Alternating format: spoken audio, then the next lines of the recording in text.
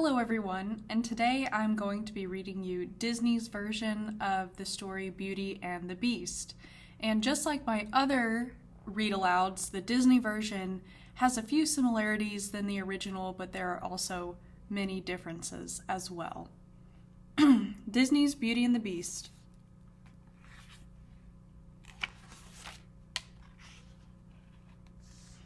Once upon a time, there lived a young prince in a beautiful castle.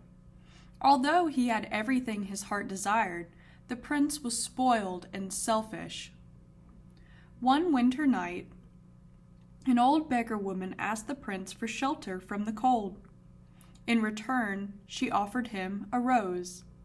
Repulsed by the old woman, the unkind prince turned her away.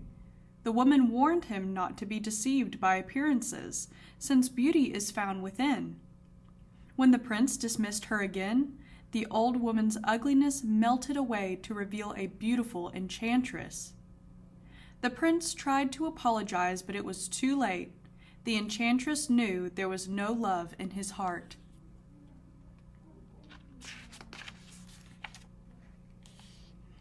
As punishment, the enchantress turned the prince into a hideous beast. Then she placed a spell on the castle and all who lived there. The rose she had offered him was an enchanted rose. It would bloom until the prince was 21. If he could learn to love and be loved in return before the last petal fell, the spell would be broken. If not, he would remain a beast forever. Ashamed of his monstrous form, the beast hid inside the castle. A magic mirror was his only window to the outside world. As years passed, he fell into despair. Slowly, the rose began to wither. He did not believe anyone could ever love him.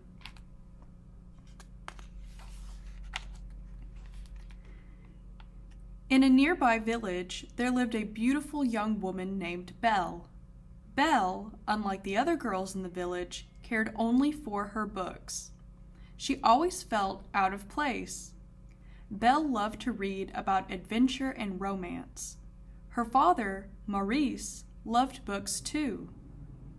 Maurice was an inventor, a genius according to Belle, a crackpot according to the townsfolk. Belle is even stranger than her father, the villagers whispered. Her nose is always in a book, and her head is in the clouds. Gaston, the handsomest man in town, wanted to make Belle his wife, even though she thought he was a brainless brute and turned him down again and again. Gaston was determined to wed the lovely Belle. One cold day, Maurice hitched his horse, Philippe, to a wagon and set off to show his latest invention at a faraway fair.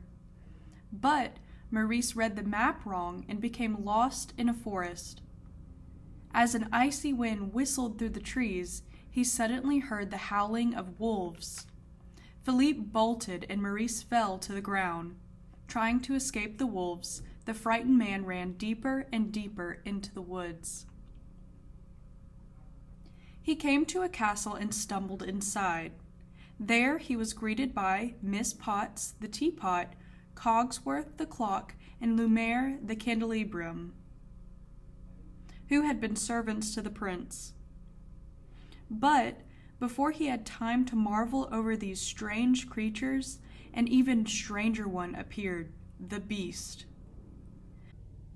When Maurice stared in horror, the beast howled angrily, and then he swooped Maurice up and carried him off to a dungeon. Meanwhile, Philippe had made his way back home. Belle took one look at the riderless horse and knew something awful happened to her father. "Philippe, take me to him," she cried, leaping onto the horse's saddle. Without a pause, Philippe thundered off towards the woods. When they reached the castle, Belle burst inside and searched frantically for her father. The enchanted objects led her to the dungeon, but just as she found Maurice, the beast appeared. Belle let out a terrified gasp at the sight of the hideous creature. She begged the beast to free her father. When he refused, she bravely offered to take Maurice's place. "No, Belle," Maurice cried, but the beast agreed to the exchange. Before Belle could bid her father goodbye, the beast led her to her room. "The castle is now your home," he said gruffly. Belle was free to go anywhere she liked, except the west wing. "You will join me for dinner," the beast ordered. "That's not a request." Still, Belle refused, and the beast stomped off in anger. That night, Belle slipped out of her room and found her way to the forbidden west wing. There she saw an enchanted rose by the window. When she reached out to touch it, the beast suddenly appeared on the balcony outside the window. Belle screamed and fled from the room. Her heart pounding,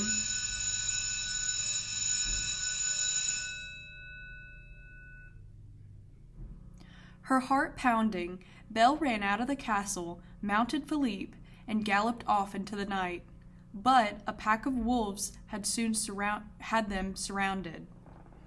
Belle was helpless. Suddenly the beast was there, throwing the wolves aside. Belle heard a terrible snarling and howling as the beast and the wolves battled for their lives. At last the wolves ran off into the woods, but the beast lay in the snow, badly injured. Back at the castle, Belle carefully tended to the beast's wounds. Gentle as he was, the beast roared in agony. "I barely touched you," said Belle.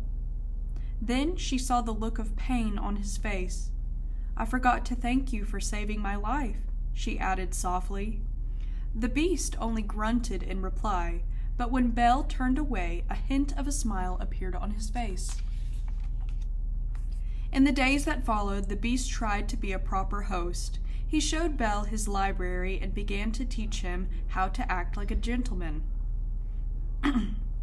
"Perhaps it isn't too late," Cogsworth whispered to Miss Potts and her son Chip, the teacup. If Belle could only love the beast, this dreadful spell might yet be broken. Before long, Belle thought of the beast as her dearest friend, and the beast thought of little but the beautiful Belle. One night, when she was teaching him how to dance, the beast asked, "Belle, are you happy here, with me?" "Yes," she said without hesitation. But the beast saw a trace of sadness in her eyes. Then Belle added, "If only I could see my father again, even for a minute."